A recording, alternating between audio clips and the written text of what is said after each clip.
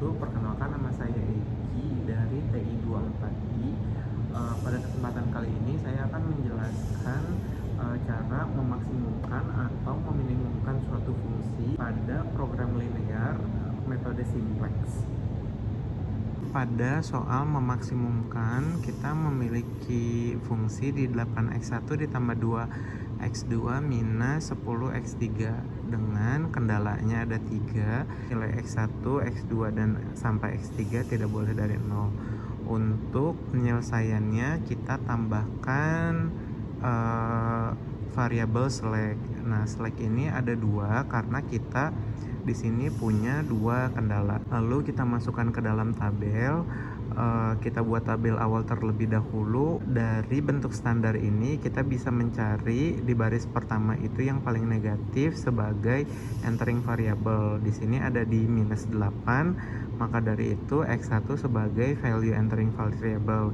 Dari sini baru kita membuat rasio dengan cara membagi nilai right hand side dengan nilai yang ada di entering variable. Nilai rasio yang paling kecil itu kita pilih sebagai living variable. Di sini ada di 1,74, maka S2 ini adalah living variable.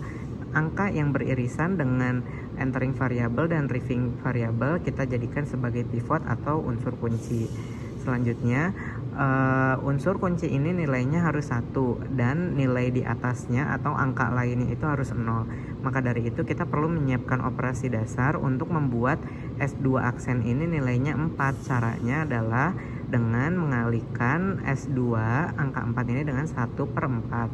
Selanjutnya di S1 aksen, untuk merubah angka 1 ini menjadi 0, caranya S1 dikurangi S2 aksen, karena S2 aksen tadi nilainya adalah 1. Selanjutnya pada fungsi itu minus 8, kita rubah F aksennya dengan cara F ditambah 8 dikali S2 aksen. Setelah melakukan perhitungan operasi dasar tadi, kemudian dihitung ke masing-masing angka yang ada di setiap fungsi dan kendala. Didapatkan tabel iterasi yang pertama. Di tabel iterasi yang pertama konsepnya sama.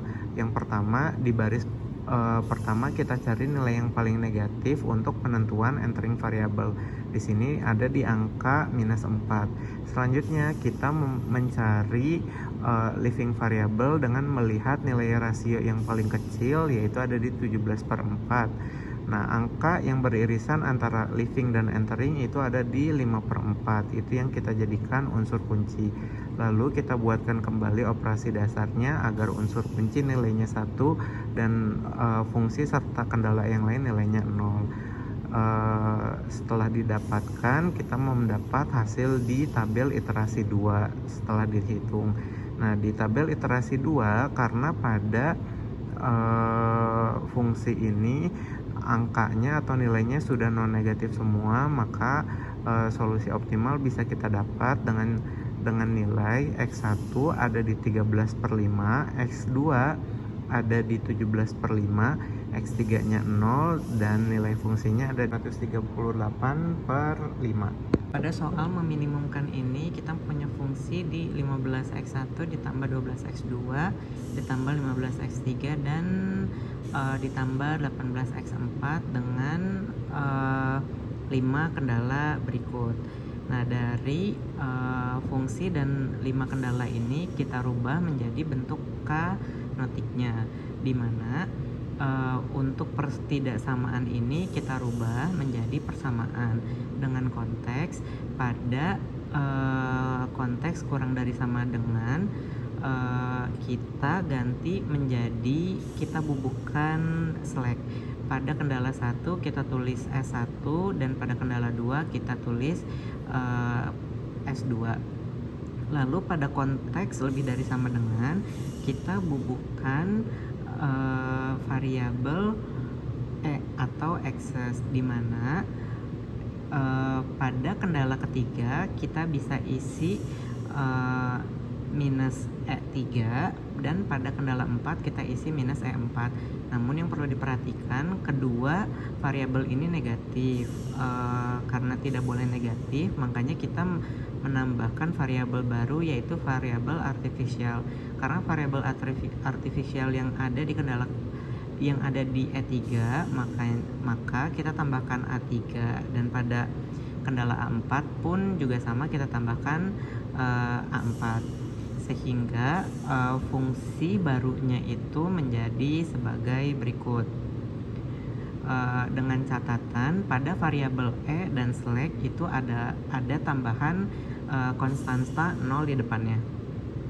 Dari semua ini lalu kita buatkan tabel awal atau tabel inisial, dimana dari sini karena kita masih ada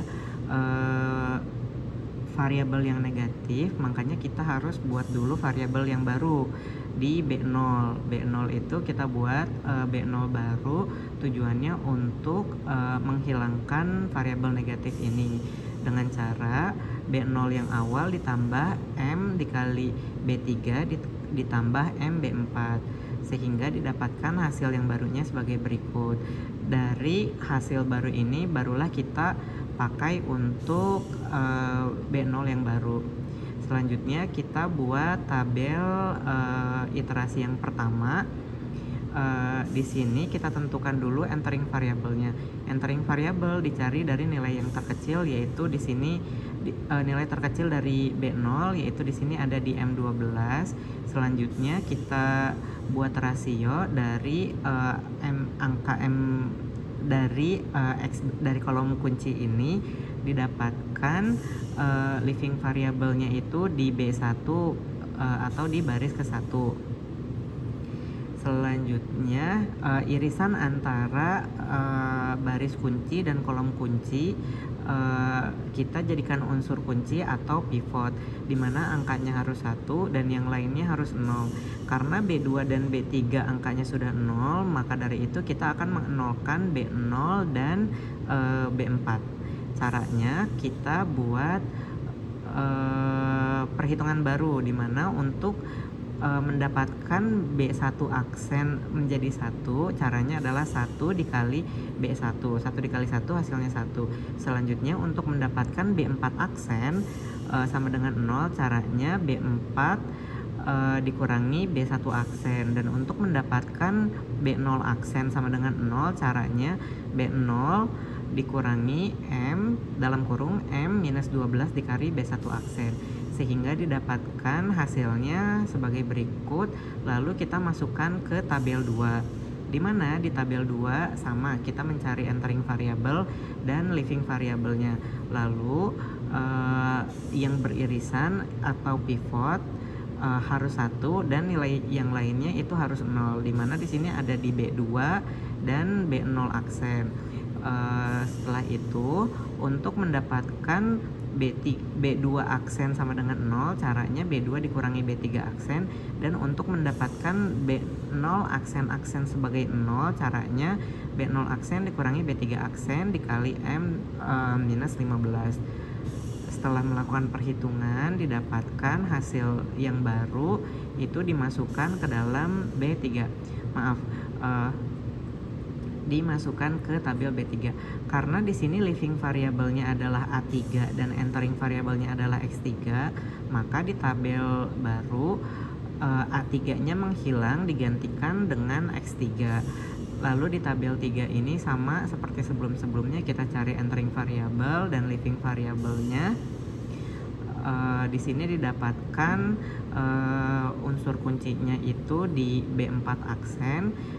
Yang harus kita rubah di sini ada B2 aksen karena masih 1, dan di B0 aksen ini masih M minus 12. Untuk mendapatkan B2 aksen sama dengan 0, caranya B2 aksen dikurangi B4 aksen, dan untuk mendapatkan B0 aksen sama dengan 0, caranya B0 aksen dikurangi B4 aksen dikali M minus 18. Sehingga setelah melakukan perhitungan kita mendapatkan hasil di tabel 4, dimana setelah melihat baris 0 ini tidak ada nilai yang negatif, berarti data sudah cukup. Maka nilai solusi optimalnya X1 sama dengan 0, X2 sama dengan 24, X3 nya sama dengan 40, X4 nya sama dengan 6, S2 nya sama dengan 4, dan nilai F nya ada di 996. Sekian yang bisa saya sampaikan. Wassalamualaikum warahmatullahi wabarakatuh. Bye.